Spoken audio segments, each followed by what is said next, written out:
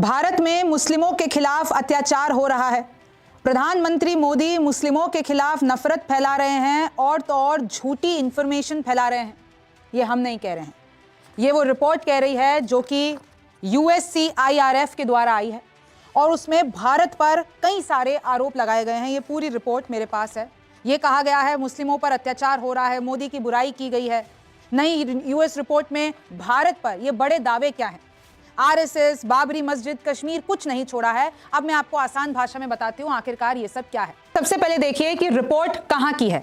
United states commission on international religious freedom, ये एक संस्थान है और इनकी तरफ से एक रिपोर्ट आई है भारत के ऊपर। अगर आप इनकी वेबसाइट पे भी जाते हैं तो आपको ये दो लिंक दिखेंगी। India's political system facilitates intolerance towards religious minorities, और ये वही रिपोर्ट्स है जो इस वक्त मेरे हाथ में है। ये पूरी अंग्रेजी में है, तो मैंने इसको आपके लिए ब्रेकअप किया है। देखिए आप, systematic religious persecution in India, कि भारत में मुस्लिमों के खिलाफ, अल्पसंख्यकों के खिलाफ इतना अत्याचार हो रहा है और इसमें कोई कुछ नहीं कर रहा है। अब मैं बताती हूं कि इस रिपोर्ट में क्या क्या लिखा है। देखिए शुरू से शुरू करते हैं। 2024 में भारत में धार्मिक स्वतंत्रता की स्थिति और बिगड़ गई है, यानी पहले जैसे थी उससे भी अब वो बदतर हो गई है। अब देखिए इसके जो कीवर्ड्स है ना, वो मैं आपको बता देती हूँ कि क्या क्या लिखा है इन्होंने। कि धार्मिक अल्पसंख्यकों पर हमले हो रहे हैं, भेदभाव हो रहा है, चुनावों से पहले बीजेपी नेता और PM मोदी मुसलमानों पर नफरती और झूठी बयानबाजी करते हैं। फिर ये लिखा हुआ है ऐसी बयानबाजी से अल्पसंख्यकों पर, मुस्लिमों पर हिंसा और हमले बढ़ रहे हैं। ये सब कुछ अमेरिकी रिपोर्ट में लिखा है कि कैसे लोग प्रॉपर्टी और प्लेसेस ऑफ वर्शिप एक्ट का गलत इस्तेमाल कर रहे हैं। UAP और FCRA इस्तेमाल करके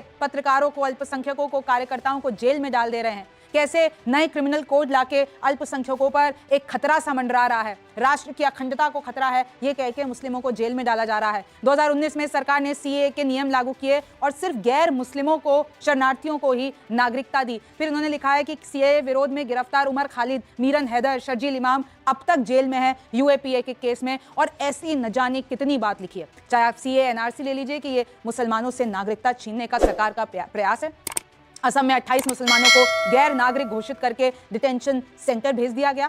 DDA सहित कई एजेंसियों ने मस्जिदों को गिराकर मंदिर निर्माण को बढ़ावा दिया। ये सब इन पन्नों की बातें मैं आपको बता रही हूँ, सब अंग्रेजी में लिखा हुआ है। जनवरी में PM मोदी ने अयोध्या राम मंदिर का उद्घाटन किया, जिसके बाद 6 राज्यों में हमले भड़क गए।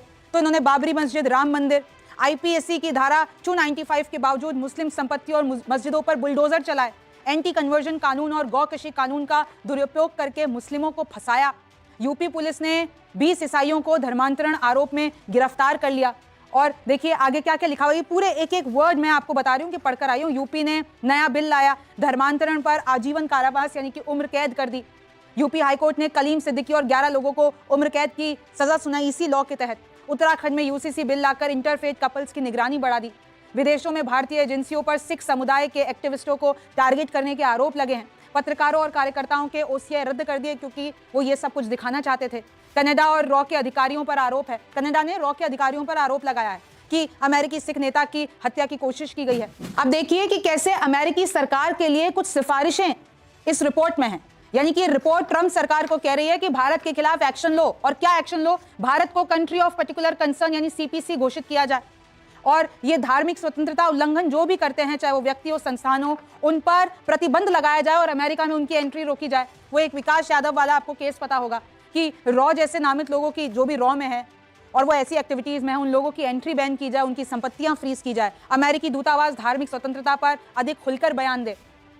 फिर अब एक तो है अमेरिकी सरकार को सिफारिशें, दूसरा इसमें पॉइंट है कि अमेरिकी कांग्रेस के लिए क्या सिफारिशें हैं कि भाई ट्रांजैक्शनल रिप्रेशन रिपोर्टिंग एक्ट 2024 लाओ और जितनी भी ऐसी चीजें भारत में हो रही है उन सबको रिपोर्ट करवाओ।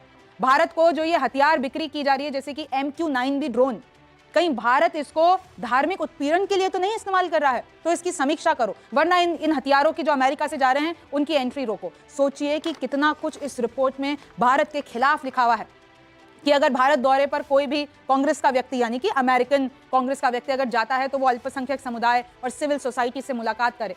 अच्छा, भारत के बारे में क्या लिखा है ये भी देख लीजिए। ये सब कुछ इसमें लिखा है, बैकग्राउंड, हेट स्पीच। अब मैं आपको बताती हूँ इन लोगों ने भारत के सामने, भारत के लिए क्या क्या लिखा। भारत दुनिया का सबसे बड़ा लोकतंत्र है, आबादी 1.4 बिलियन, हिंदू इसमें 79.8% है, मुसलमान 14.2%, ईसाई 2.3% और सिख 1.7%। यहाँ पर बौद्ध, जैन, बहाई, पारसी, यहूदी हैं। संविधान की धारा 25 सभी को धर्म की स्वतंत्रता देती है।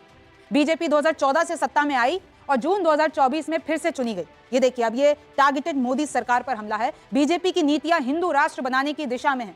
चाहे संविधान सेक्युलर है लेकिन हिंदू राष्ट्र बनाना चाहते हैं। संविधान के धर्मनिरपेक्ष सिद्धांतों के खिलाफ है ये सब कुछ। चुनाव से पहले सरकार ने मुस्लिम और अल्पसंख्यकों के खिलाफ भाषण दिया। पीएम मोदी ने विपक्ष पर हिंदू धर्म मिटाने का आरोप लगाया।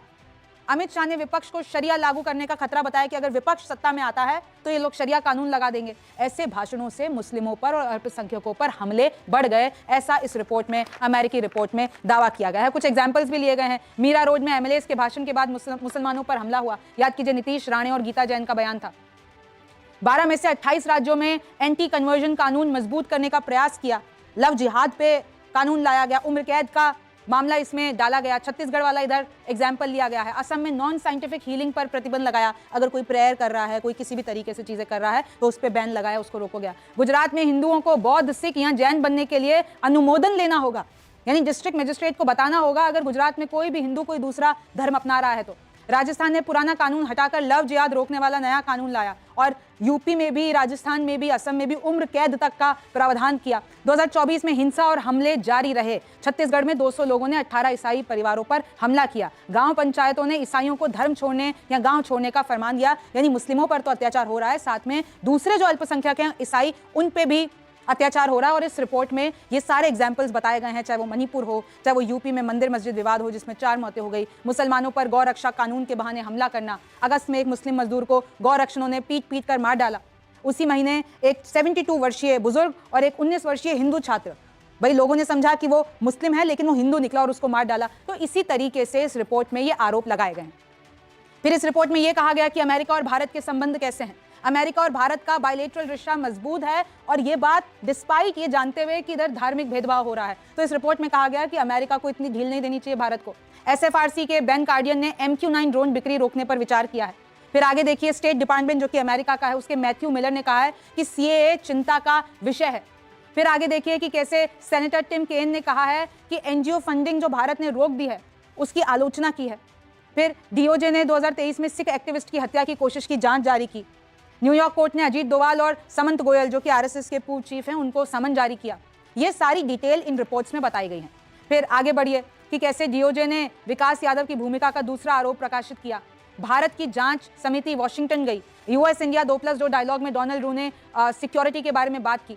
तो ये बताना चाह रहे हैं, टाइमलाइन बता रहे हैं कि कैसे क्वाड मीटिंग होती है, उसमें प्राकृतिक आपदाओं की बात होती है, तकनीक की बात होती है, लेकिन मानव अधिकार मुद्दों की बात नहीं होती है। उस मीटिंग में जो बाइडेन भी होते हैं क्योंकि उस टाइम पे वो प्रेसिडेंट थे, और प्रधानमंत्री मोदी भी होते हैं, लेकिन जो भारत में होता है उसके खिलाफ आवाज नहीं उठाई जाती है। इस रिपोर्ट में ये कहा गया कि भारत में सिस्टमैटिक रिलीजन परसिक्यूशन हो रहा है, यानी भारत का संविधान सेक्युलर है लेकिन जमीन पर धार्मिक आजादी सिकुड़ रही है। 2014 के बाद बीजेपी हिंदुत्व नीतियों से अल्पसंख्यकों पर दबाव बना रही है। कई राष्ट्रीय राज्य कानून रिलीजियस फ्रीडम को सीमित करते हैं।